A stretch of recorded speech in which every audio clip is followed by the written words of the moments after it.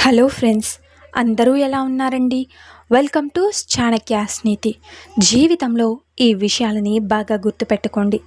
నీ గమ్యాన్ని నిర్ణయించేది నీ చేతలే కానీ నీ అరచేతి గీతలు కావు. తెలుసుకో. అలాగే నమ్మకం అనే విత్తనం లేకుండా ఇష్టం, స్నేహం, ప్రేమ అనే ఏ బంధము కూడా మొలకెత్తదు, మానుగా కూడా మారదు. నిజమే కదండి. ఈ సమాజంలో మార్పు ఎందుకు రాదో తెలుసా? పేదవారికి ధైర్యం లేక, మధ్యతరగతి వారికి సమయం లేక, ధనవంతులకు అవసరం లేక. గుర్తుపెట్టుకోండి, కోపం మనసులో కాదు, మాటలో మాత్రమే ఉండాలి. ప్రేమ మాటలో మాత్రమే కాదు, మనసులో ఉండాలి. గుర్తుంచుకోండి. ఇక విలువలేని వారితో వాదించటం, వాళ్ళ మాటలకి స్పందించడం వల్ల వాళ్ళ విలువను మనమే పెంచినట్లు అవుతుంది. నిజమే కదండి. కొంతమందితో మాట్లాడితే మనసుకు హాయిగా ఉంటుంది, మరికొంతమందితో మాట్లాడకపోతే హాయిగా ఉంటుందనిపిస్తుంది. నీ జీవితానికి ప్రశాంతత అయినా, మనశ్శాంతి అయినా నీ ఆలోచన నుంచే మొదలవుతుంది. ఎవ్వరూ కూడా ఊరికే మన జీవితంలోకి రారు. సృష్టికర్త వారికి ఏదో ఒక పాత్ర మన జీవితం కోసం ఇచ్చి ఉంటాడు. ఇక ఆలోచన నిద్రపోనివ్వలేదు అంటే అది మనం సాధించాల్సింది అయినా అయ్యుండాలి, లేదా బాధించేది అయినా అయ్యుండాలి. జీవితం అనేది అర్థం కాని వయసులో ఆనందాన్ని ఇస్తుంది. ఇక అర్థమయ్యే వయసులో కన్నీళ్లను మనకు మిగిలిస్తుంది, తెప్పిస్తుంది. నిజమే కదండి. ఫలితంపై కంటే చేస్తున్న పని మీద దృష్టి పెడితేనే విజయం సులభమవుతుంది. చేసే పనిలో ఆనందం పొందగలిగితే ఇక విజయం దానంతటా అదే మన వద్దకు వస్తుంది. ఇక పక్క వాళ్ళని బాధపెట్టి మనం ఆనందం పడ్డం కాదు జీవితం అంటే. మనం బాధలో ఉన్నా సరే ఇంకొకరిని సంతోషపెట్టడమే నిజమైన జీవితం. అదే నీ మనసు ఎలాంటిదో ఇక నువ్వే తెలుసుకో. ఇక ధనం సంపాదించే ప్రతి ఒక్కరూ ఆశీర్వాదాలు సంపాదించలేకపోవచ్చు. ఆశీర్వాదాలు ఎవరైతే సంపాదిస్తారో వారు కష్టపడిన దానికంటే కూడా ఎక్కువ సంపాదిస్తారు. గుర్తుపెట్టుకోండి.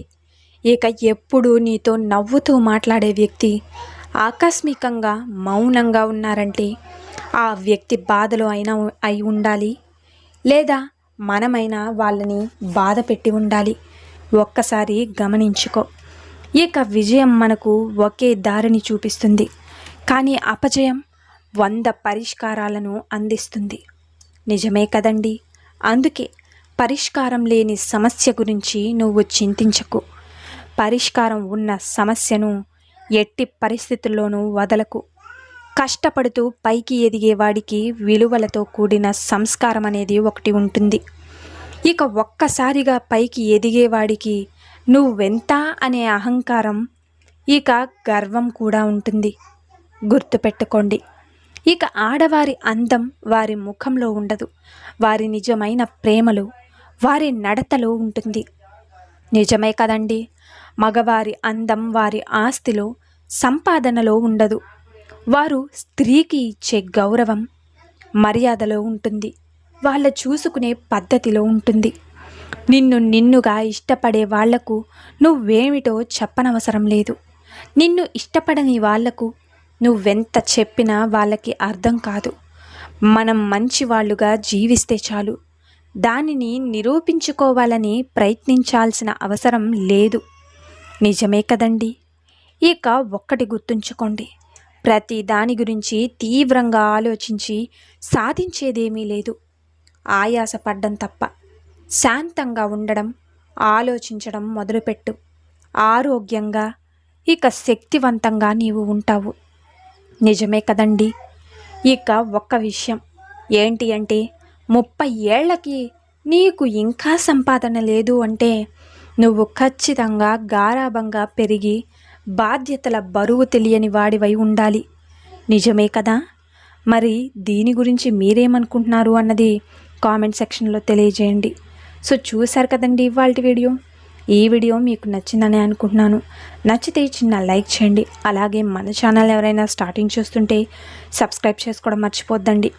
ఇలాంటి చాణక్య నీతి మరిన్ని మోటివేషనల్ వీడియోస్ కోసం పక్కనున్న బెల్ సింబల్ని క్లిక్ చేయండి. అలా చేస్తే నేను పెట్టే ప్రతి వీడియో మీకు నోటిఫికేషన్ రూపంలో వస్తుంది. So thank you for watching friends. రేపటి వీడియోలో చాణక్యులు గారు ఏ మంచి మాటలను, ఏ మంచి సూక్తులను మనకి చెప్పబోతున్నారు అన్నది మనం రేపటి వీడియోలో అయితే తెలుసుకుందాం.